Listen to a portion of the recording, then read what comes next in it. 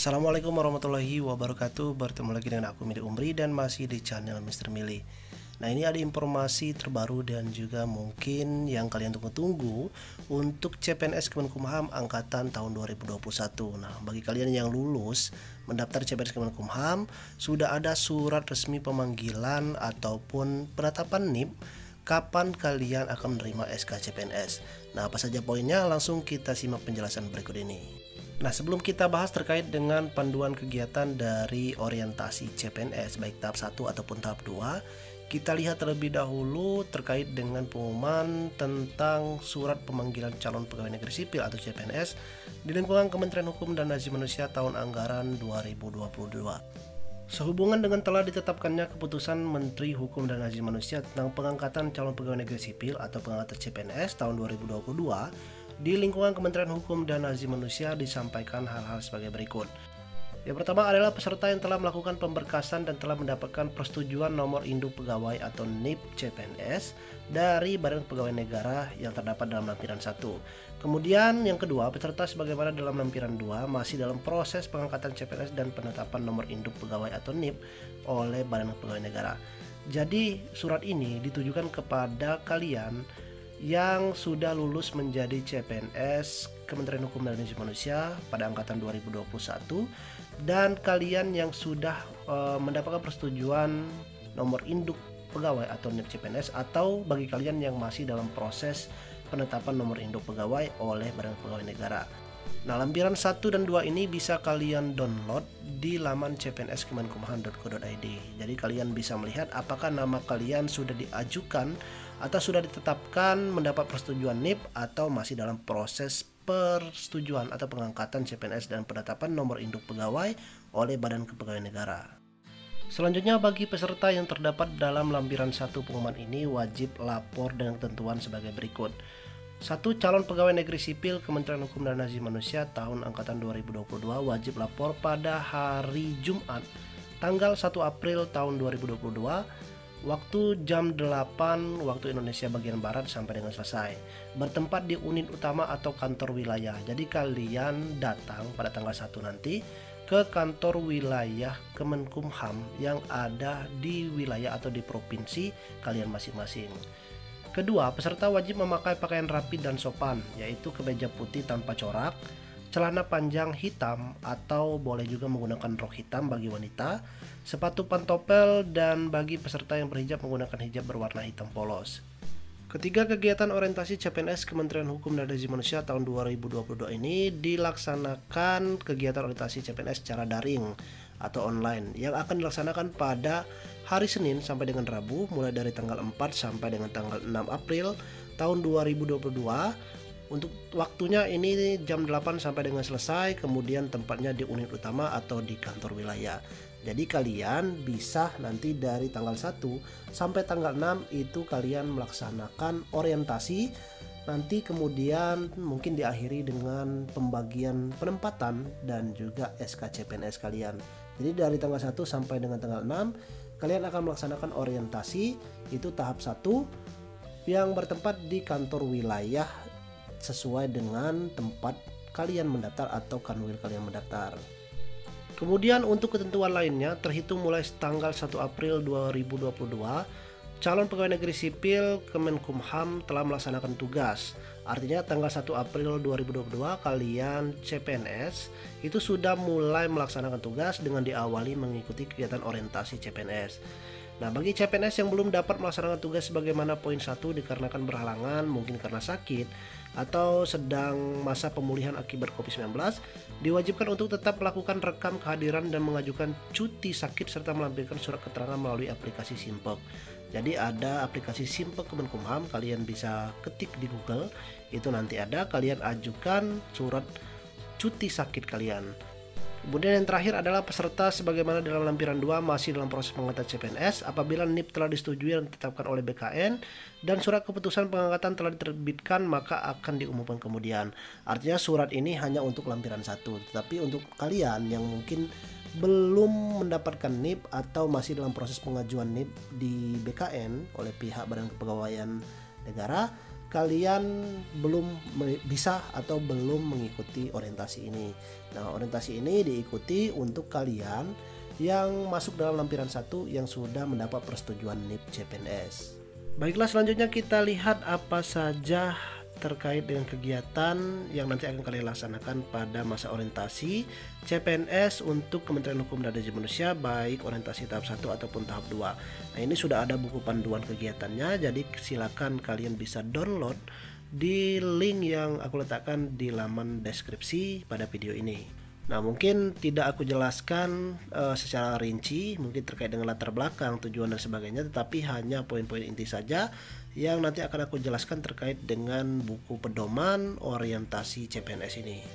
Nah, untuk tahun ini tema penyelenggaraan orientasi CPNS Kementerian Hukum dan Hak Asasi Manusia tahun 2022 adalah CPNS Kementerian Hukum dan HAM pasti wujudkan budaya kerja ASN berakhlak menuju Kumham sehat dan produktif. Nah, adapun terkait dengan jadwal kegiatan ataupun rangkaian kegiatan mulai dari tanggal 1 sampai dengan tanggal 6 nanti, tanggal 1 April 2022 kalian akan melaksanakan penyerahan SK CPNS di kantor wilayah ke tempat kalian mendaftar. Kemudian untuk tanggal 4 sampai dengan tanggal 6 April 2022. Nah, pada tanggal 4 itu kalian melaksanakan orientasi CPNS untuk tahap 1. Untuk hari ke-1-nya tanggal 4 kalian akan mengikuti pembukaan dan pengarahan oleh Sekretaris Jenderal, pengarahan dari Inspektur Jenderal, dan pembekalan dari Kepala Biro Pegawaian. Ini melalui Zoom. Kemudian pada hari kedua dan hari ketiga, yaitu tanggal 5 dan 6, pelaksanaan kegiatan orientasi itu akan diserahkan kepada masing-masing unit eselon 1 dan kantor wilayah. Artinya kalian nanti akan mendapat pembekalan materi dari pejabat yang ada di kantor wilayah kalian masing-masing. Nah, setelah kalian selesai melaksanakan orientasi tahap 2, kemudian kalian biasanya akan ditempatkan atau kalian wajib lapor ke UPT atau unit pelaksana teknis tempat kalian nanti akan bekerja. Pada orientasi CPNS tahap kedua ini, kalian nanti akan melaksanakan pengenalan lingkungan kerja serta coaching dan mentoring yang akan diberikan dari pimpinan atau atasan langsung maupun pegawai senior dari tempat unit pelaksana teknis kalian di mana ditempatkan nantinya.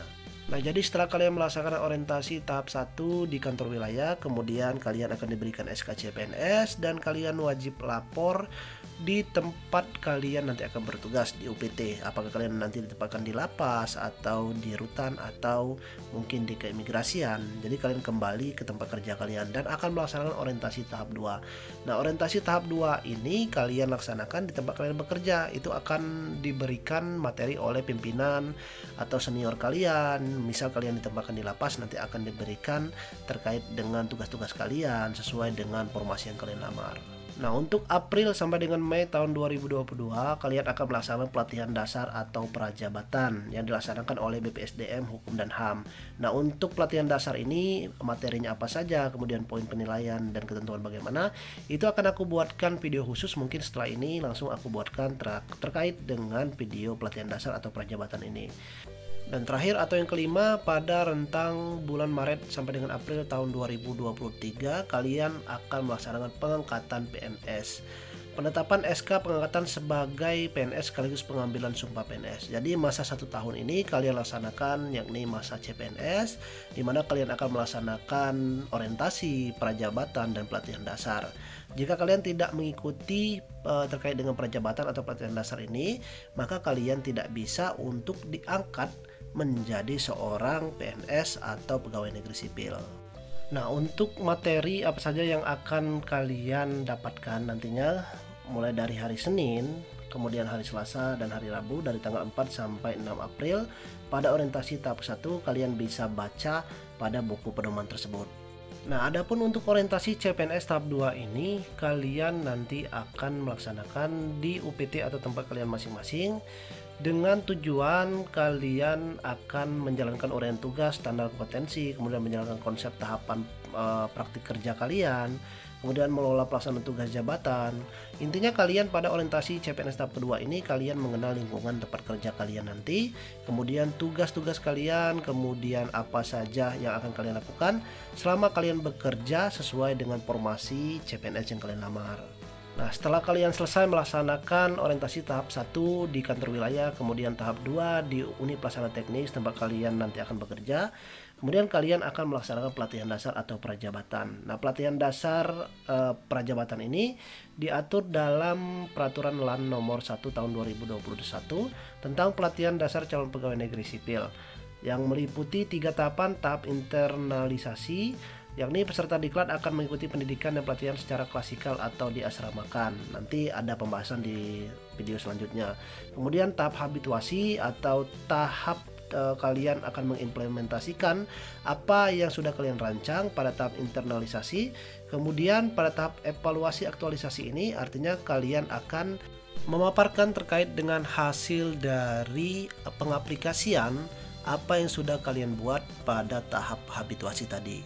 Jadi untuk video lebih jelasnya nanti akan aku buatkan video khusus terkait dengan prajabatan ini. Dan terakhir untuk biaya itu kalian tidak mengeluarkan biaya pribadi kalian, tetapi sudah dianggarkan dari daftar isian pelaksanaan anggaran atau DIPA Kementerian Hukum dan Asasi Manusia tahun 2021-2022 baik pusat maupun wilayah. Jadi untuk biaya ini tidak kalian pusingkan karena sudah ada anggaran tersendiri. Nah, mungkin itu saja yang dapat aku sampaikan di video ini. Intinya kalian nanti akan melaksanakan orientasi 1, kemudian orientasi 2. Kemudian hal-hal yang perlu kalian siapkan, mungkin kalian siapkan saja seperti laptop ataupun netbook, karena kalian akan melaksanakan secara daring melalui Zoom atau melalui aplikasi-aplikasi lainnya.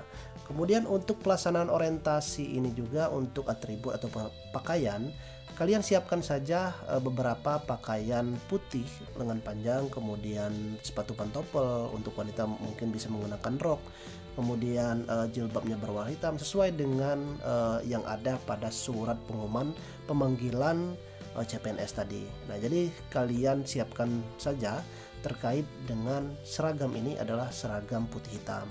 Nah, jika masih ada informasi yang kurang jelas atau yang ingin kalian tanyakan, silakan kalian tulis di kolom komentar dan akan aku jawab di video berikutnya.